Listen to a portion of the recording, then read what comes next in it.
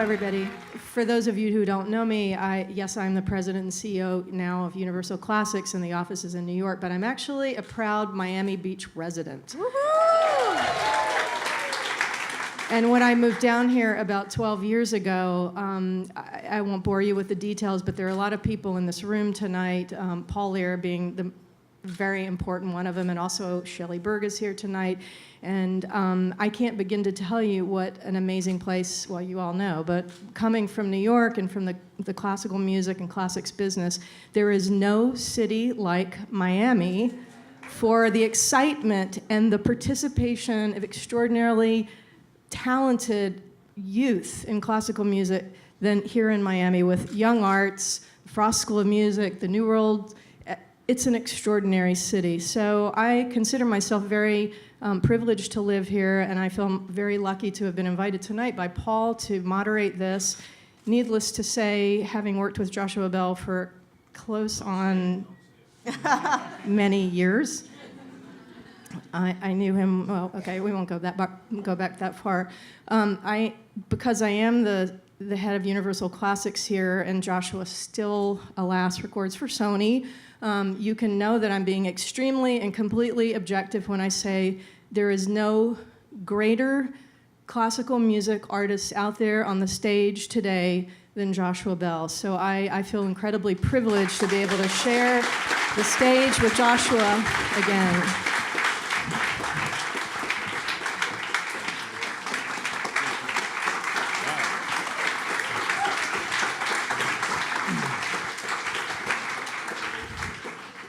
On this stage.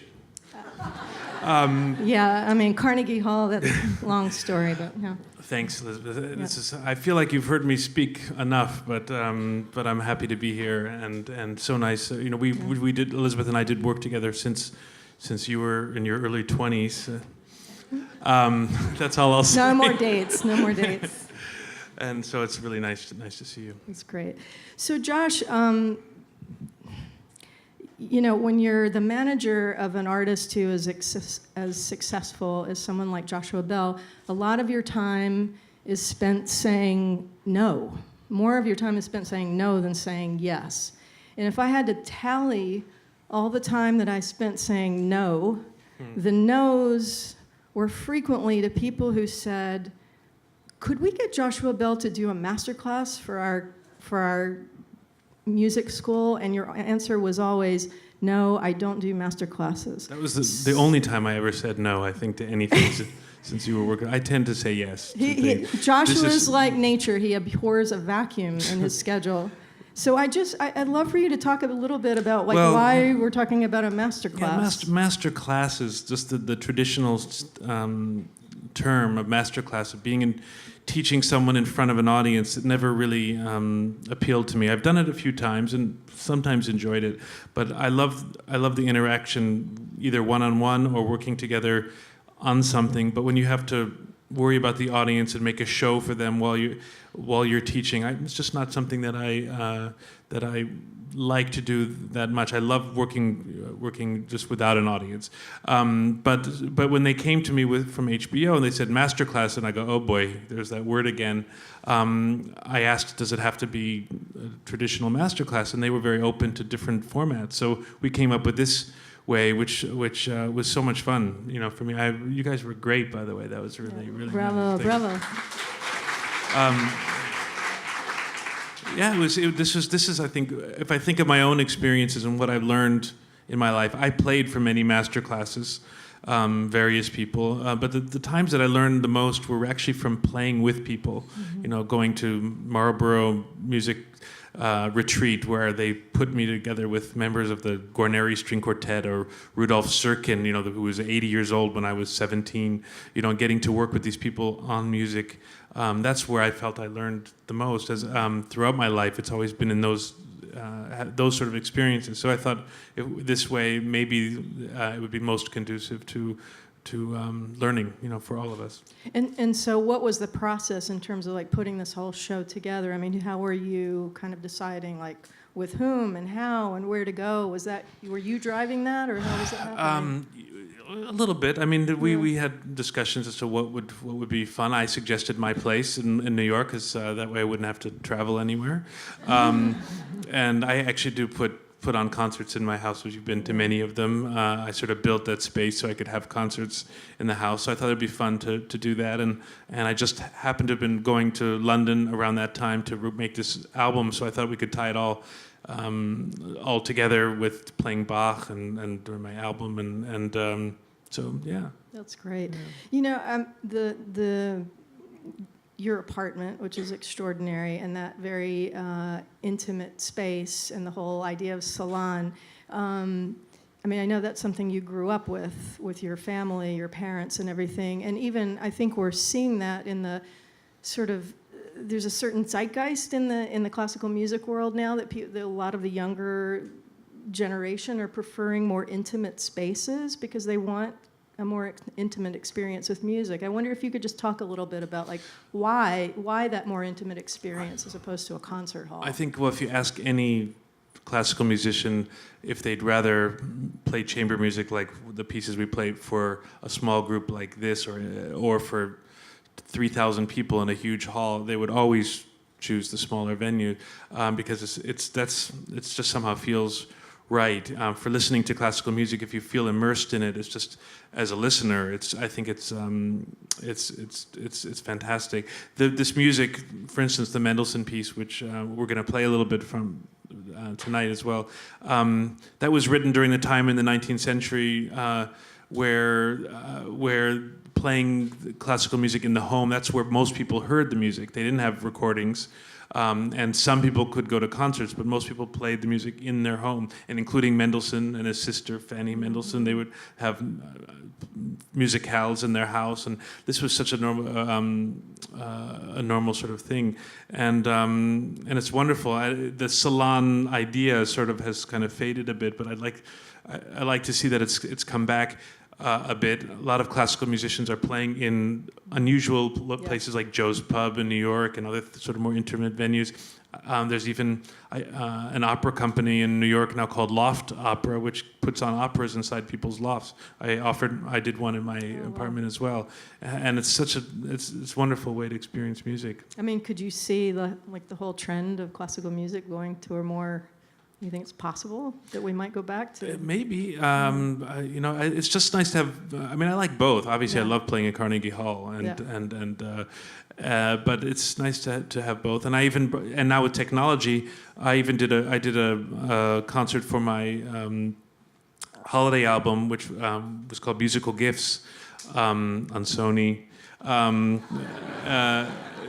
did it sell? Well, let's see. My mother bought one, but I downloaded it. we did a concert from my house, which was broadcast on the internet. And I think we had 10,000 people listen to it live, and then many others after. There's on Medici TV, which is a really cool website that does really high quality broadcasts of concerts. So that's sort of a wave of the future as well. Yeah. I wanted to talk to you a little bit, just as you were growing up, and I've heard you tell the stories about sort of like salons or house concert or music house or whatever in your own home with your family and everything, and that's obviously such an important experience, and one that, alas, I think we're lacking a little bit today. But the other thing that I'd love to hear you talk about a little bit and to share with the audience is just your relationship with Joseph Gingold, who was such a unique person and at that time and for all times. So maybe you could talk. Well, those are two different things. I think I feel very, very lucky that I did grow up in a very musical household and parents that loved music. They're not professional musicians, but every cousin of mine, my sisters, my parents, they all played music. So I grew up, music was such an important part of what it was to be alive and to be a human being. I wish every kid had that, and I think that's why we need more music in the school, and more music in the home. Anything that can get young people It doesn't matter whether they become professionals. Just having music is such an enriching thing for young people. And then for the ones that do very well at it and start having aspirations to be professional, that's where Young Arts comes in and identifies them and rewards them, and that's so important at that level for those, because many of these people come from families who think the only way to make a living is from being a doctor or being in business, because that's, and being an artist, what is that? That's a hobby. Young Arts comes in and gives them the encouragement, and I think it's very important to have to attack this on multiple levels. The basic level for kids and in the schools, and then having. I love the philosophy of Young Arts that really just finds the great talents around the country. Yeah, I mean, speaking about Young Arts, I mean, even before I knew.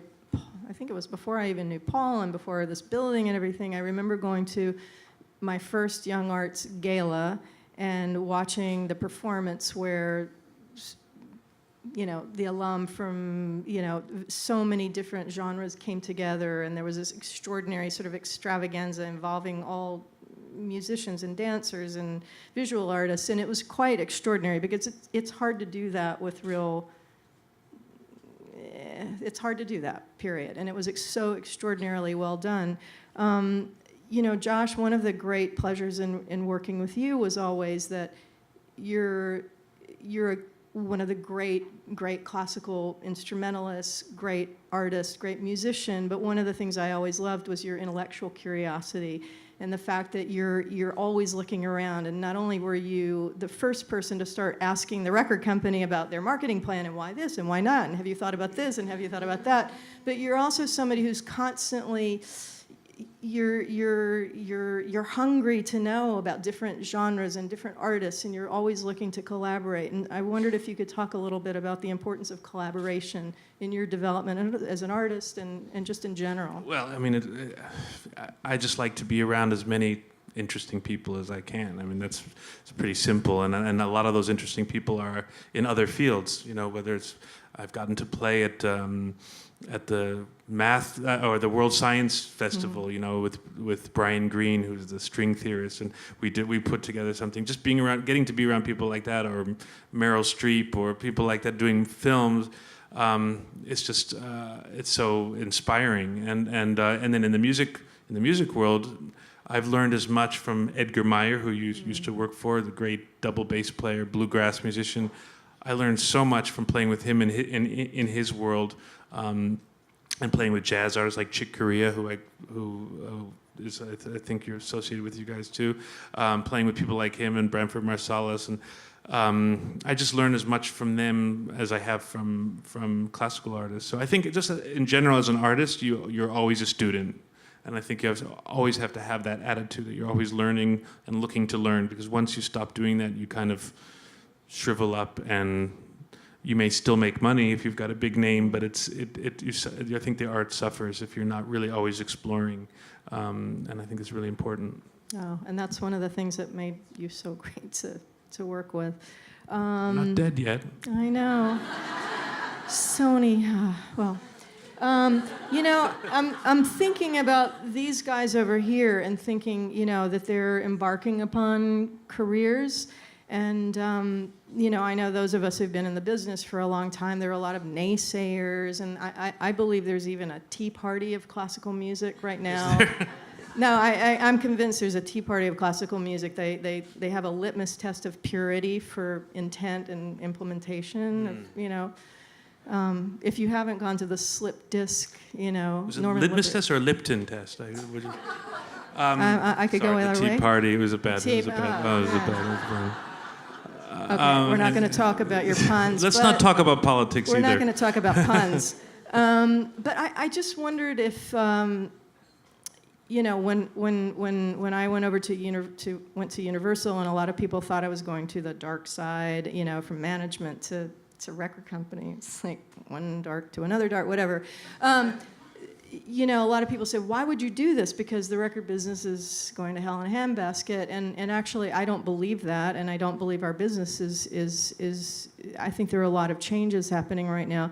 But one of the things that encouraged me to make this leap was, as I'd spent time at YoungArts and on the campus of the Frost School of Music and many other music campuses and conservatories, one of the things that I was really excited about was like this generation of musicians don't have the same sense of silos and obstacles. I mean, they're living in the technology age that we've only adapted recently, and they're not cowed by it. They're just kind of creating their own new paradigm. And I wondered if you had some thoughts about that and thoughts for them going forward. Well, yeah, I mean, it's always exciting for me to be around younger people because of that. I mean, from an artistic level as well. They, you know, when I work with a major orchestra playing the Tchaikovsky Violin Concerto, they've done it 1,000 times, and they look sometimes, sadly, sort of bored. I once played with a very major, one of the big 5 orchestras, and I was playing the Mendelssohn Concerto, and they were doing some bowings that were not what Mendelssohn wrote, but that they've been doing for 100 years, because that's the way somebody in 1905 put it in the music. And I said, would you mind if we you know, take a look at what Mendelssohn was? And there's this old guy, sadly to say, that 75 or so old guy in the orchestra said, "Come on, we can play this in our sleep." And I was so mad. I said, "That's exactly what it sounds like." I haven't been back to that. And that's why we love Joshua Bell.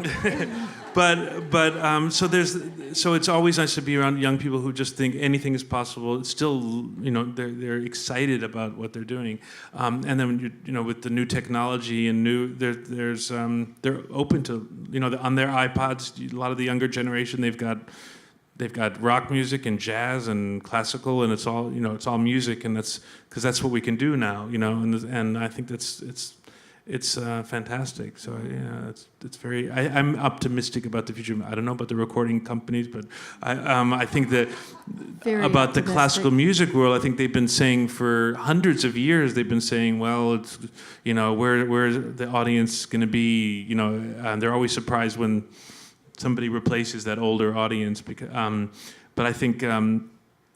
I'm very optimistic about the future. I see so many young people playing music, coming to concerts, and it's a good time. Yeah, I totally agree with you. I feel in a way more energy and optimism than ever. So, Good. I think we've got a few more minutes before we're going to go into the next phase. So we wanted to open it up for questions. Anybody have any questions for Joshua? Very shy group. I mean, So congratulations, phenomenal, you're not thank you.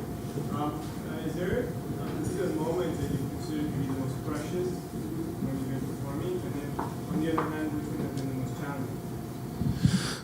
Most precious moments.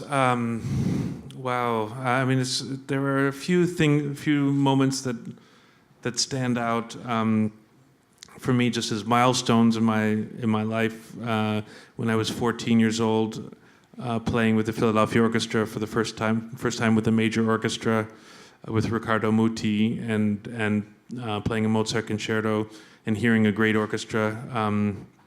And I was still naive enough not to realize they were cynical at that time, probably, because I was just dissing the big orchestras a minute ago.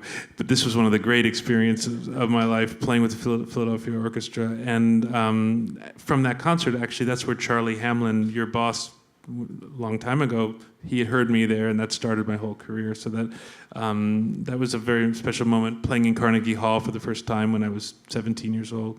But there have been so many other moments, some of the highlights that would not be sort of milestones, but just moments playing chamber music with good friends like Stephen Isserlis and others that I play with, where something really magical happens on stage and you just feel like I have the absolute best job in the world. Like there's just nothing better than being a performing artist, and the thrill and it just stimulates on every single level, and so I feel very lucky and excited about our friends here, that they're all going in this field with me, and I think you couldn't have chosen a better field.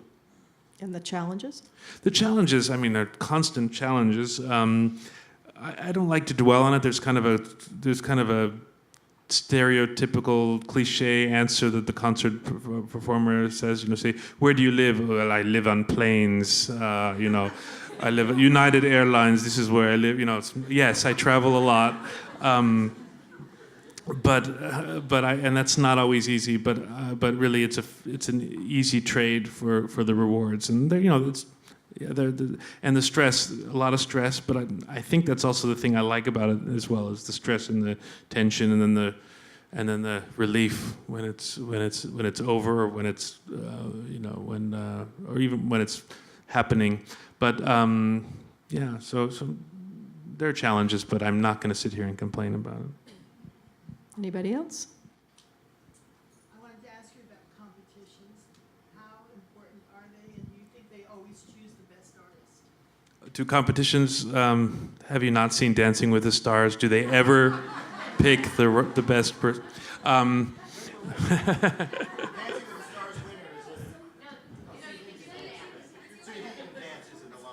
Oh, good. Okay. That's a different show. They're always right.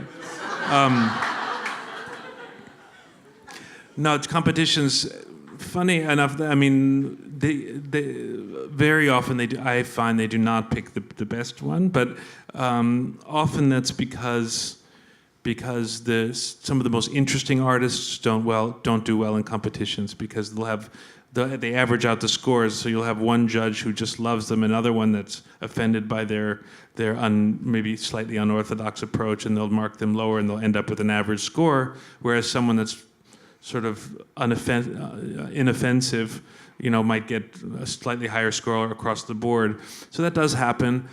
Sometimes there's someone that stands out that's so clearly better than the others, and they win, and that's awesome when that happens.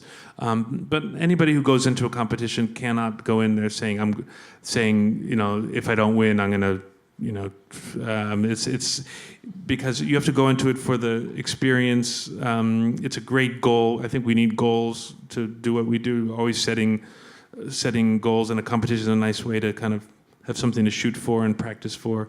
So I believe in them, but I did a few of them when I was very young. But luckily I started a career before I was old enough to do the international competitions, and I avoided that scene, and I'm very happy that I didn't have to do that.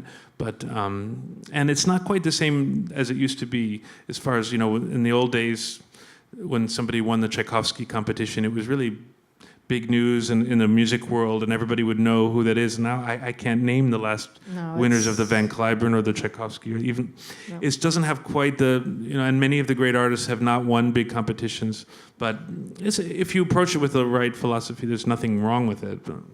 Certainly not a gateway to a career, though. Just not quite the same as it used to be, But my philosophy about that is that careers is that there's not one way to have a career. When I was younger, everyone told me, you have to move to New York, you have to study with Dorothy DeLay at Juilliard, and she'll get you a record contract, and you have to win an international competition, and then you'll have a career. And I chose something different. I loved my teacher, Joseph Gingold.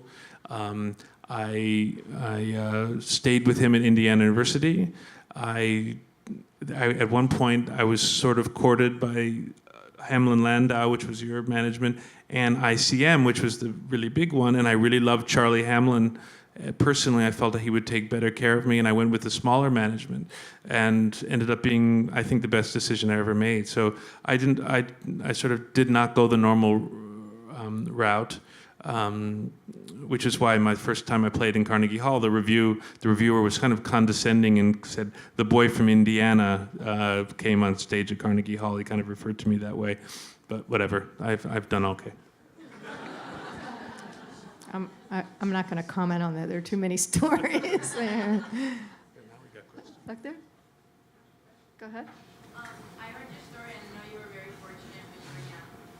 But what are the hopes for kids who are not that fortunate to have resources, not enough money to pay their classes?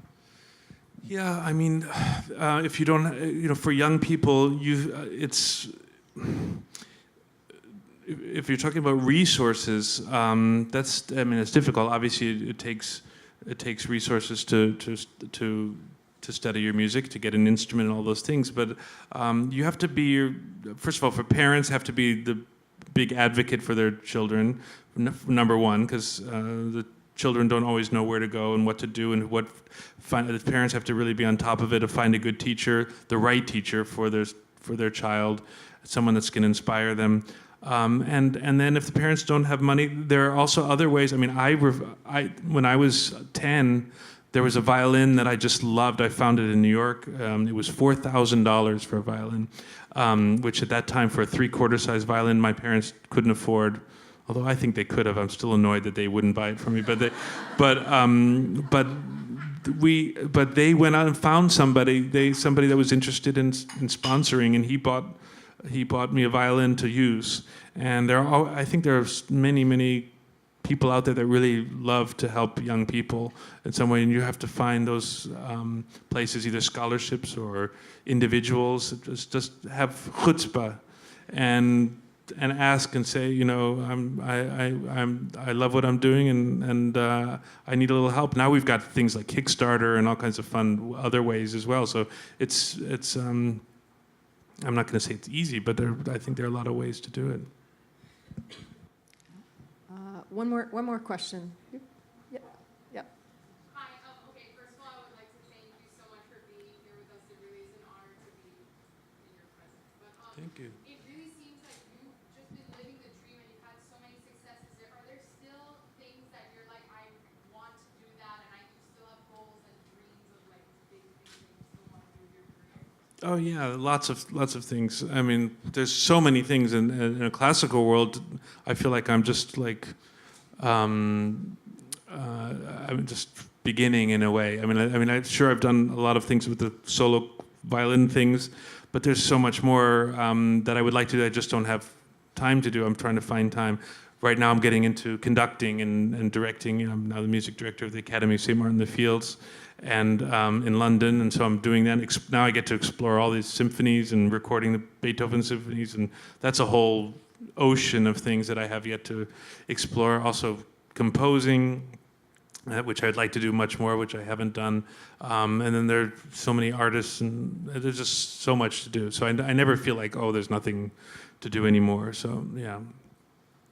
So I think we don't have time to take any more questions. And when I watched the show, of course, we've been talking about Young Arts, we've been talking about Joshua Bell, but we haven't been talking about the co-stars of the show, which are all of you magnificent musicians over here. You are absolutely amazing. So why don't we give you a chance to come up here and let's hear some music. Okay, thank you.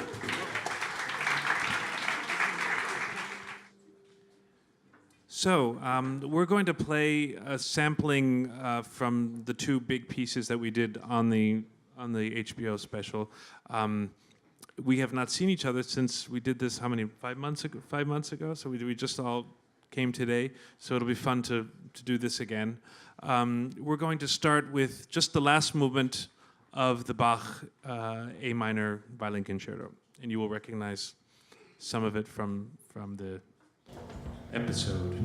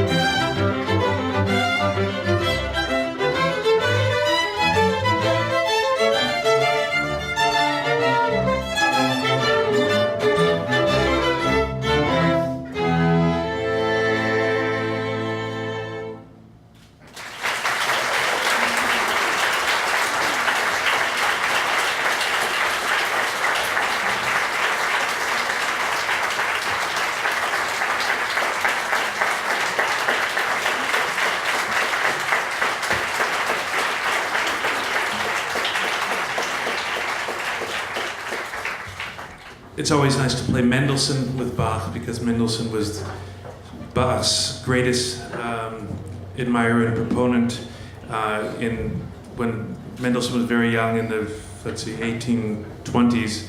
Bach was sort of somewhat obscure to the general public at that time, and Mendelssohn really discovered so much of Bach and sort of went into Leipzig and found all this piles of music from Bach and was just blown away by it, and he sort of brought it to light, like St. Matthew Passion and all these great pieces. So anyway, so Mendelssohn loved Bach, and so we're going to play something that from the octet, which Mendelssohn, as I mentioned in the thing, he wrote when he was 16 years old, and he happened to have written one of the greatest pieces, chamber music pieces of all time. We're gonna play the first and last movements of the Mendelssohn octet. Thank you.